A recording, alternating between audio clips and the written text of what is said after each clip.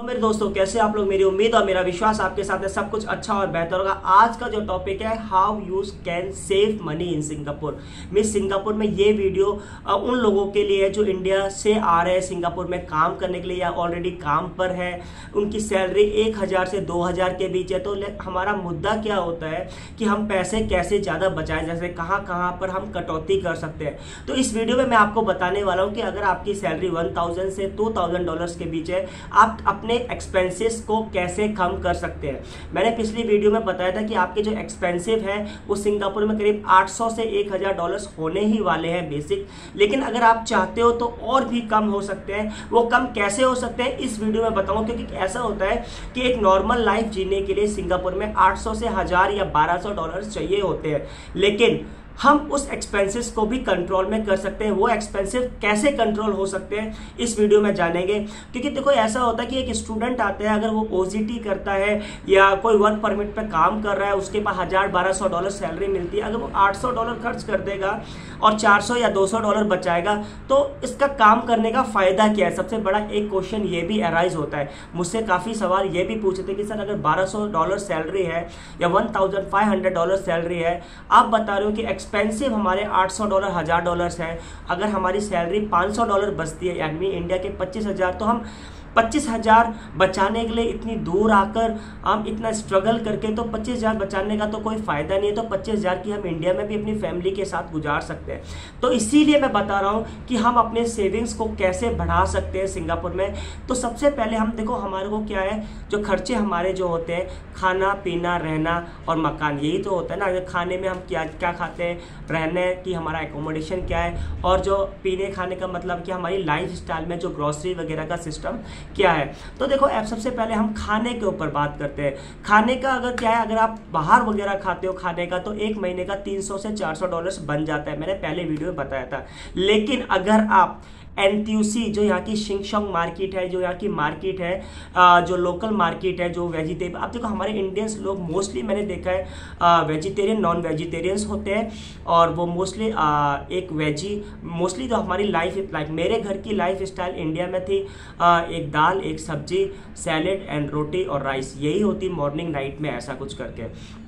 तो इसी life standard को हमें अगर सिंगापुर में हमने मेंटेन करा तो कितना खर्च होगा, कैसे। देखो, अगर आप बाहर से मेंटेन करते हैं 2 टाइम का फूड, तो आपके $10-12 आपके लग जाते हैं। लेकिन अगर आप खुद ही घर पर ये खाना बनाते हैं, और अगर आपके रूम पर एक फ्रेंड सर्कल है, मीन्स आपके रूम पर 6 हैं, एक रूम पर एक हाउस पर 6 बंदे हैं, तो आप हिसाब लगा, मैं एक बंदे का हिसाब लगा के बता रहा हूँ आपको।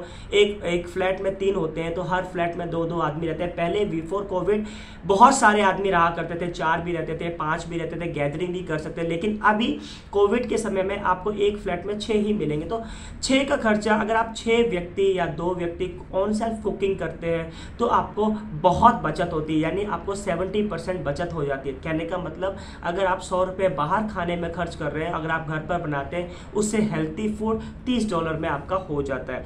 अब देखो, बेसिक क्या क्या होता है, एक दिन का मैं बाहर से परचेज का बताता हूँ। अगर आप आटा चीनी चावल का भी रेट बता देता हूँ मैं आपको पूरी डिटेल हो जाएगी। देखो, ऐसा होता है, जो यहाँ पर जो चिकन है, एग्जांपल के चिकन है, 1 किलो जो आता है वो $3 के आसपास आता है। फिश है वो $6 के आसपास आती है। सब्जी वगैरह है वो $1 से $2 के बीच में पर, कोई सी भी सब्जी ले लो $2 की पर केजी होती है। एग जो है वो $3 के पूरा एक 30 का बंडल। तो कहने का मतलब आपके, अगर आप शॉपिंग करोगे, आटा चीनी चावल राशन शैम्पू वगैरह ऐसा कुछ भी, आई मीन ओके, एग्जाम्पल के तौर पे आपने 50 आइटम्स ले लिए, ठीक है, 50 आइटम। राइस जो है वो $2 1 kg के हिसाब से अच्छा बासमती राइस आपको मिल जाता है। तो कहने का मतलब आपके 50 आइटम्स हैं, $2 के हिसाब से $100 की शॉपिंग हो जाती है। वो $100 की शॉपिंग इतनी ज़्यादा होगी, आपसे ख़त्म नहीं होगी। अगर आप मिल्क की भी बात करें तो यहाँ पर जो मिल्क है वो 1 लीटर जो है वो करीब $2.75 और $3 के आसपास। तो कहने का मतलब आपका $100 में खाने पीने का पूरा अच्छा खासा हेल्थी फूड हो जाएगा। तो $100। दूसरा जो हमारा खर्चा आता है ट्रांसपोर्टेशन का। ट्रांसपोर्ट हम लोग क्या करते हैं कि हर का है MRT लेते हैं, बस लेते हैं, अगर हम उसको हटा के एक बाइसिकल का अरेंजमेंट कर लें तो हर महीने के हमारे करीब $60 से $70 बच सकते हैं। तो हमारा खाने का 100 हो गया, $30 वो बच गया। तो कहने का मतलब जो हमारा जो खर्चे हैं खाना पीना और रहने का हम HDB फ्लैट्स अफोर्ड कर सकते हैं। अगर आप कंडोमिनियम बहुत महंगा होता है तो HDB अफोर्ड कर सकते हो, एक का $300 आता है। तो कहने का मतलब जहाँ पहले आपके 800 से $1000 लग रहे थे खाने पीने रहने के, लेकिन आप इस हिसाब से चलेंगे तो आपके $500 में सारा काम हो जाएगा। तो आई होप सो आपको ये वीडियो अच्छी लगी होगी। तो $500 अगर आपके खर्च होते हैं तो आपको फायदा क्या है? देखो, वर्क परमिट में अगर $500 आपके खर्च हो रहे हैं तो $200 कंपनी भी आपको प्रोवाइड करेगी। आप समझ रहे हो, जैसे अगर आपको $1000-1200 आपको सैलरी मिल रही है अगर वर्क परमिट पर, तो कंपनी की जो एकोमोडेशन होती है वो $150 ही आपकी लगेगी। 150 कंपनी शायद सपोर्ट करेगा। खाने पीने का भी कंपनी आपको थोड़ा बहुत सपोर्ट कर सकती है। अगर आप स्टूडेंट है 1200 कर रहे हैं तो आप 300 तो इसका लगा लो रूम का, और 200 खाने का, 500 इतना लगेगा। तो हो सकता है आपको ये वीडियो समझ में आ गई होगी। तो कहने का मतलब अगर आप ट्रांसपोर्ट के लिए बाहर जा रहे हैं तो आप बाइसिकल का यूज़ कर सकते हैं। यार अपने इंडिया में तो 10-10 किलोमीटर पर बाइसिकल लोग चला लेते हैं। यहाँ पर तो क्या 1 किलोमीटर के लिए भी बस ले रहे हैं तो उसमें $1.50 लग रहा है। तो बाइसिकल से भी हम ट्रैवल कर सकते हैं, हमारी हेल्थ भी अच्छी होगी। और बाइसिकल की कॉस्ट अगर सेकेंड हैंड देखी जाए $40-50 है, अच्छी चल ट्यूबलेस, वो भी जैसे बोलते हैं ना जिसमें पंक्चर नहीं होता, तो वो बहुत सालों तक चलती है। और खाने पीने की बात करूँ तो यार 1 किलो चिकन $3 का आता है। अगर यहाँ पर 1 किलो चिकन ऑर्डर करेंगे तो करीब $30 का मिलेगा, मिस जो कारी वगैरह जो भी एक पूरा मेन्यू। तो यार बहुत सस्ता है इधर।